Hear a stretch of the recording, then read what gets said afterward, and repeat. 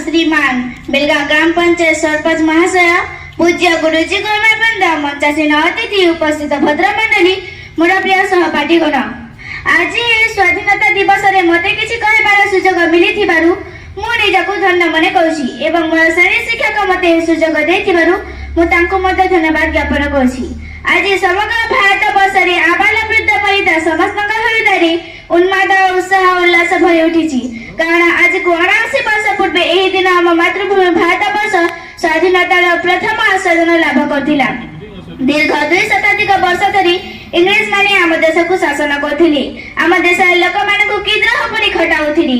आम देश लोक मानकु पशु परि व्यवहार करथिले। आम देश लोक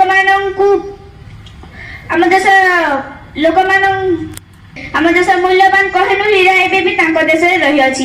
इंग्रेज माने गोरा होइथि बारु से आम देश कला लोक मानकु घृणा करथिले ओ नीच दृष्टि देखुथिले किंतु से सब को खातिर न करी स्वाधीनता संग्राम रे कर्णधार मंगल पांडे 1857 मसिया रे इंग्रेज मानक विरुद्ध रे विप्लव रा मंजी बुड़ीथिले।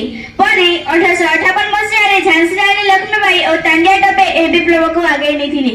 खुदीराम भगत सिंह और चंद्रशेखर का आजाद स्वाधीनता पाई हसी हसी फांसी खुंडारे झुली पड़िथिले। लाल बाल पान वंदे मातरम स्लोगान एवं गांधीजी का सत्याग्रही गोरा सरकारंकर शासन गादी को टलमल कर देथिला।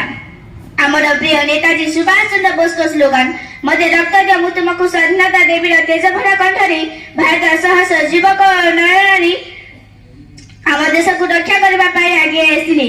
मु आज से सुदर्श बसलतागी एही वीर नेता मानक उक्तिपूर्ण श्रद्धांजलि ज्ञापन करछि। तांकर त्याग बलिदान जगु आम मातृभूमि भारत वर्ष पराधीनता श्रृंखला छिन्न करी 1947 मसिया अगस्त मास 15 दिवस स्वाधीनता प्राप्त करथिला।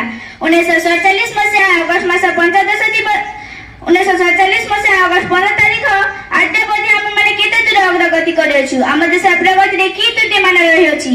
आम देश बहु कष्ट लब्ध स्वाधीनता को हम माने की परिरक्षा करबा को समर्थ हेबा से चिंता हम मानक मन रे स्वाधीनता दिवस सृष्टि करी। आम देश सब स्तर रे एबे महाविशृंखला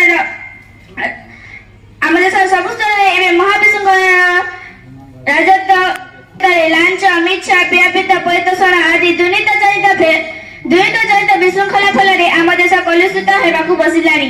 नीति और आदर्श अभाव युव समाज तरुण मंडली भ्रष्टाचार शून्य हो पड़ानी। आम देश शिशु और नारी असुरक्षित मन हेलेनी। मु समस्त भारतवासी जातीय पताका तले शपथ नेबा आमे एक होई आम देश को आगेबा। यूनियन इज स्ट्रेंथ अर्थात एकता ही बल। एकता से एक महान शक्ति ताहा भारतवासी हृदयंगम करी एकताबद्ध होई चलिबा। सब फूल धला हेले जेपरि बगीचा सुंदर दिसे ना